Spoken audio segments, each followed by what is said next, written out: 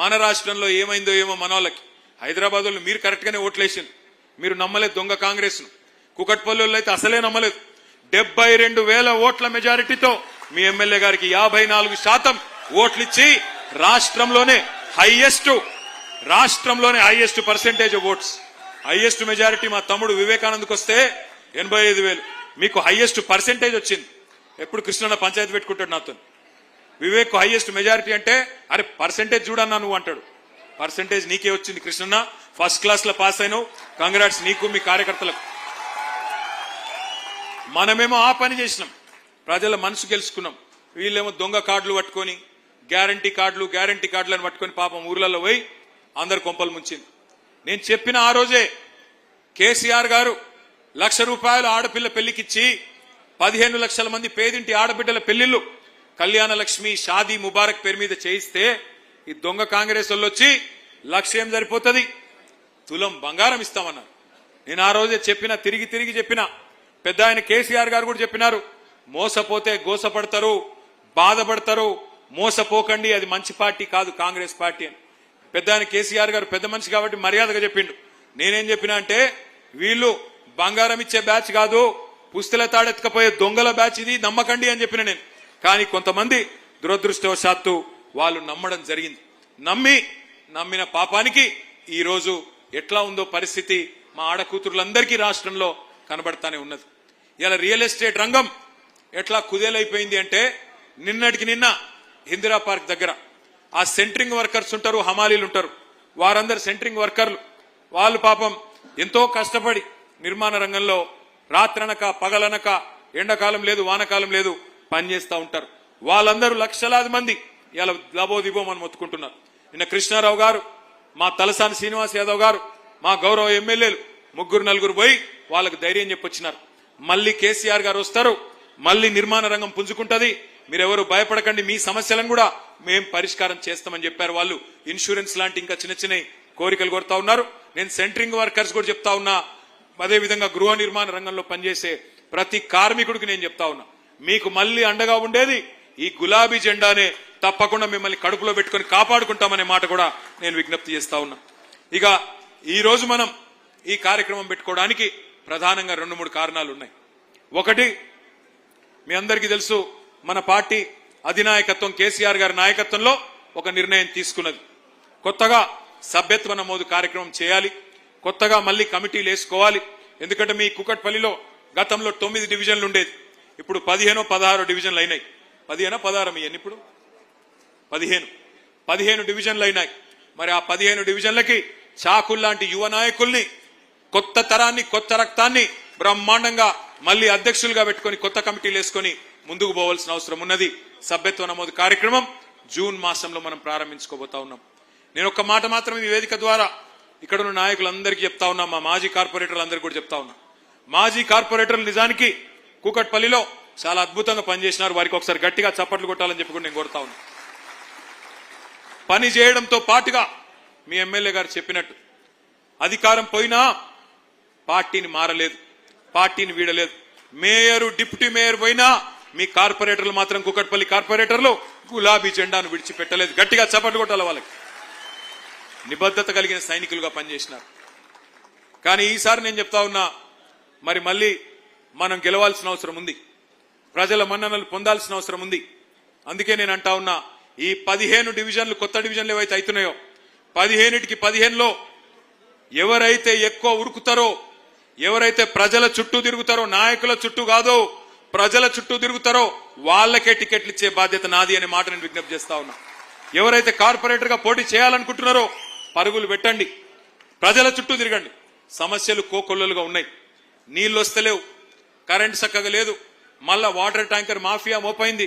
ఇక దండుపాలెం బ్యాచ్ ముఠా దోపిడీకి అయితే అంతు లేదు. ఒక్కటంటే ఒక్క వాగ్దానం, 420 హామీలు ఇస్తే ఒక్కటంటే ఒక్క వాగ్దానం కూడా నిలుపుకోలేదు. ఒక్క ఇల్లు కట్టలేదు హైదరాబాద్ లో, ఒక్క ఇటుక పెట్టలేదు. కానీ వేలాది ఇల్లు కూలగొట్టి ఇవాళ శనివారం ఆదివారం వచ్చిందంటే హైడ్రా అనే భూతం వచ్చి ఎక్కడ మీద పడి మింగేస్తుందేమో భయం హైదరాబాద్ లోని పట్టణ పేదల గుండెల నిండా ఉన్నది. అందుకే వారికి ధైర్యం చెబుతూ బస్తీ తిరిగి, గల్లీ తిరిగి మెంబర్షిప్ చేయడంతో పాటుగా ప్రజా సమస్యల్లో పాలు పంచుకునే వారికే టికెట్లు ఇవ్వడం జరుగుతుంది సర్వేల ఆధారంగా అనే మాట నేను మీకు ఓపెన్ గా చెప్తా ఉన్నా. ఎస్, కార్పొరేటర్లు బాగా పనిచేసిన వాళ్ళకు కూడా కొంతమందికి టికెట్లు వస్తాయి, కొంతమందికి రాకపోవచ్చు. డివిజన్లు పెరిగినాయి, రిజర్వేషన్లు మారుతాయి, అట్లాగే మళ్ళీ గవర్నమెంట్ కూడా వస్తుంది. వచ్చినప్పుడు అందరినీ గౌరవించుకునే, అందరినీ కాపాడుకునే బాధ్యత నా మీద ఉన్నది. నేను ఇక్కడికి వచ్చినప్పుడు ఒక తమ్ముడు చిట్టి పంపించిండు, అన్నా గతం నుంచి పనిచేసిన ఉద్యమకారులను కూడా కాపాడుకోండి.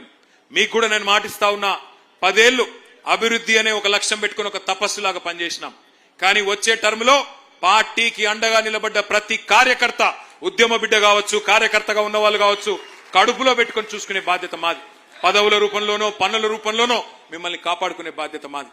వాళ్ళ పార్టీకి కష్టకాలం వచ్చినప్పుడు ఇంతమంది అండగా నిలబడి మాకు ధైర్యం చెప్తున్నందుకు మీ అందరికీ మళ్ళొక్కసారి నేను శిరస్సు వంచి నమస్కారం చేసుకుంటా ఉన్నా. జూన్ మాసంలో ఈ మెంబర్షిప్ కార్యక్రమం ప్రారంభం అవుతుంది. దాదాపు 45 రోజుల నుంచి 60 రోజుల పాటు మెంబర్షిప్ కమిటీల నిర్మాణం ఈ కార్యక్రమం జరుగుతుంది. బ్రహ్మాండంగా ఈసారి డిజిటల్ పద్ధతిలో చేయబోతా ఉన్నాం. దానికి సంబంధించిన శిక్షణ కార్యక్రమం కూడా మీకు ప్రత్యేకంగా ఏర్పాటు చేస్తాం. బూత్ కి 2 చొప్పున ప్రతి బూత్ లో 2 యువకులకు లేదా యువతులకి ట్రైనింగ్ ఇస్తాం. దానికి ప్రత్యేకమైన శిక్షణ కార్యక్రమం ఉంటుంది. కానీ ఇవాళ నేను ఇక్కడికి వచ్చింది ప్రత్యేకంగా మీ అందరికీ ఒక ముఖ్యమైన విషయం మీకు చెప్పడానికి. కేంద్ర ప్రభుత్వం ఈ మధ్య కాలంలో ఒక కార్యక్రమం తీసుకొని వచ్చింది, స్పెషల్ ఇంటెన్సివ్ రివిజన్. అంటే మన ఓట్లకు సంబంధించిన కార్యక్రమం. ఆ ప్రజెంటేషన్ పెట్టాల్సిందిగా ఆ తమ్ముళ్ళు ఎక్కడున్నారో వాళ్ళు కంప్యూటర్ చూసేవాళ్ళు ఆ ప్రజెంటేషన్ పెట్టాల్సిందిగా నేను కోరుతా ఉన్నాను. మీకు ఆ ప్రజెంటేషన్ ఇవ్వడానికి, అట్లాగే మీ అందరికీ ఈ హ్యాండ్ బుక్ కూడా వచ్చిందా? రాలేదా? ఇవ్వలేదా అన్న? ఇంకా ఒక 2000 పుస్తకాలు ఎక్కడున్నాయి? తర్వాత మీ అందరికీ డిస్ట్రిబ్యూట్ చేయడం జరుగుతుంది, మీ అందరికి ఇవ్వడం జరుగుతుంది.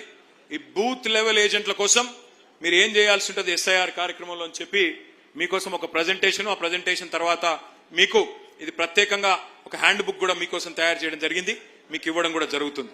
దయచేసి మీరందరూ ఒకసారి మధ్యలో నిల్చున్న వాళ్ళు కూర్చోవాలా, కూర్చోవాలమ్మా ప్లీజ్. మీరు అడ్డం ఉన్నారు, వాళ్ళ ఎన్నికల్లో కనబడతలేదు, కూర్చోండి. ఒక్కసారి దయచేసి అందరూ కూడా స్క్రీన్ మీద కాన్సన్ట్రేట్ చేయాలని చెప్పి హృదయపూర్వకంగా మీ అందరినీ కోరుతా ఉన్నాం. ఈ ఎస్ఐఆర్ అంటే ఏంటి? Next slide. అసలు ఎస్ఐఆర్ అంటే ఏంటిది? ఎస్ఐఆర్ అంటే స్పెషల్ ఇంటెన్సివ్ రివిజన్. ఈ స్పెషల్ ఇంటెన్సివ్ రివిజన్ ద్వారా ఏం జరుగుతుంది అంటే, మరి ప్రతి ఇంటికి ఎన్నికల సంఘం యొక్క అధికారులు, రాష్ట్ర ప్రభుత్వ అధికారులు వచ్చి ప్రతి ఇంట్లో ఎవరుంటున్నారు, ఎంతమంది ఓటర్లు ఉన్నారు అని చెప్పి లెక్కలు తీసే కార్యక్రమం ఈ ఎస్ఐఆర్ అనే కార్యక్రమం. అంటే ఒక రకమైన వడపోత కార్యక్రమం ఈ ఎస్ఐఆర్ కార్యక్రమం. ఎవరు చేస్తారు దీన్ని? ఎవరు చేస్తారు అంటే బూత్ లెవెల్ ఆఫీసర్స్ అని ఉంటారు, బిఎల్ఓస్, అంగన్వాడీ టీచర్లు, మెప్మా రిసోర్స్ పర్సన్లు, వాళ్ళే మీకు తెలిసిన వాళ్ళే ఉంటారు, కొత్త వాళ్ళేమి ఆకాశంలోకి వెళ్ళి రారు. అంటే ఏంది అసలు ఈ ప్రక్రియ ఏంటిది, ఎన్నిసార్లు జరిగింది? ఎస్ఐఆర్ ఏమి మొదటిసారి జరగడం లేదు భారతదేశంలో. ఎస్ఐఆర్ అనేది స్పెషల్ ఇంటెన్సివ్ రివిజన్ ఇదివరకు 13 సార్లు జరిగింది భారతదేశంలో. స్వాతంత్రం వచ్చిన తర్వాత ఇది 14వ సారి. చివరిసారి ఎప్పుడు జరిగింది అంటే మనకు ఉమ్మడి ఆంధ్రప్రదేశ్ ఉన్నప్పుడు 2002వ సంవత్సరంలో ఆనాడు ఈ ఎస్ఐఆర్ అనే కార్యక్రమం జరిగింది. మరి ఎస్ఐఆర్ లో ఏం చేస్తారు అంటే చివరిసారి ఎప్పుడైతే ఎస్ఐఆర్ జరిగిందో 2002లో ఆ 2002 ఓటర్ లిస్టు తీసుకుంటారు. అట్లాగే కొత్త ఓటర్ లిస్ట్ అంటే మొన్న 2025 ఏదైతే ఎన్నిక లేటెస్ట్ ఓటర్ లిస్ట్ ఉంటుందో ఆ 2 తీసుకొని పక్కన పెట్టుకొని అధికారులు పోల్చి చూసుకుంటారు. ఉదాహరణకి 2002లో మీ ఇంట్లో ఒక అమ్మాయో అబ్బాయో ఆ రోజుకి పుట్టి లేదు, ఆ రోజు ఇంకా అప్పటికి పుట్టనే లేదు, ఎందుకంటే అప్పుడు పుడితే ఇప్పుడు 24 ఏళ్ళకి వచ్చింటారు వాళ్ళు. ఆ రోజు పేరు ఉండకపోవచ్చు, మరి ఈ రోజు పేరు ఉంటది. కాబట్టి 2 పోల్చుకొని చూసుకొని ఫ్యామిలీ మ్యాపింగ్ ద్వారా మరి కొత్తగా వారిని కూడా యాడ్ చేస్తారు. అట్లాగే మీ ఇంట్లో పెళ్ళైతే కొత్త కోడలు వచ్చింది, ఆ కొత్త కోడలి పేరు ఆనాడు 2002లో వేరే చోట ఉండి వాళ్ళ తల్లిగారు ఇంట్లో ఉంటది, ఇప్పుడు మీ ఇంట్లోకి వచ్చి ఉంటది, కాబట్టి ఆ పేరు కూడా యాడ్ చేస్తారు. ఇది అల్టిమేట్ గా ఏం ప్రక్రియ అంటే మీకు సింపుల్ గా చెప్పాలంటే ఇందులో 4 రకాల కార్యక్రమాలు చేస్తారు. ఏమైనా చనిపోయి ఉంటే ఎవరైనా పెద్ద మనుషులు వాళ్ళ ఓట్లు తీసేస్తారు, నెంబర్ 1. ఎవరైనా చనిపోతే వాళ్ళ ఓట్లు తొలగించడం జరుగుతుంది. రెండవది, కొత్త ఓట్లు ఏమైనా రాయించాల్సి ఉంటే 18 ఏళ్ళు నిండింటే వారిలో ఓట్లు రాస్తారు. మూడవది, ఎవరన్నా కూకట్పల్లి నుంచి వేరే కాడికి మైగ్రేట్ అయిపోయినారనుకో, చదువు కోసమో ఇంకో దానికోసమో కూకట్పల్లి నుంచి ఎల్బీ నగర్ పోయినారనుకో, వాళ్ళ ఓటు ఇక్కడ నుంచి అక్కడికి ట్రాన్స్ఫర్ అవుతుంది. అట్లాగే ఎవరైనా ఎల్బీ నగర్కి వెళ్ళి కూకట్పల్లికి వచ్చినారనుకో, వాళ్ళ ఓటు ఇక్కడ రిజిస్టర్ అవుతుంది. అంటే 4 రకాలు. ఒకటి, చనిపోయిన వాళ్ళ ఓటు తీసేయడం. రెండవది, మీకు కొత్తగా 18 ఏళ్ళు నిండితే వాళ్ళ ఓటు రాయించడం. మూడవది, ఇక్కడ నుంచి ఎవరైనా ఓటు ఇంకొకడికి పోతే ఇక్కడ తొలగించి అక్కడ రాయించుకోవడం. నాలుగవది, ఎవరైనా కొత్తగా ఓటు ఇక్కడికి వస్తే వారి ఓటు ఇక్కడ రాయించి ఒరిజినల్ గా ఎక్కడైతే ఉన్నారో దాన్ని తొలగించడం. అయితే ఇందులో ఒక చాలా ఇంపార్టెంట్ పాయింట్ మీకు ఇక్కడ ఎక్స్ప్లెయిన్ చేయాలి.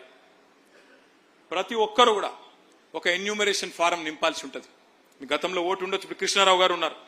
కృష్ణారావు గారు వాళ్ళ ఇంట్లో వాళ్ళ శ్రీమతి, వాళ్ళ కొడుకు, వాళ్ళందరికీ ఒక ఫామ్ వాళ్ళే నింపుతారు. బిఎల్ఓస్ వచ్చి మనకు చూపెడతారు.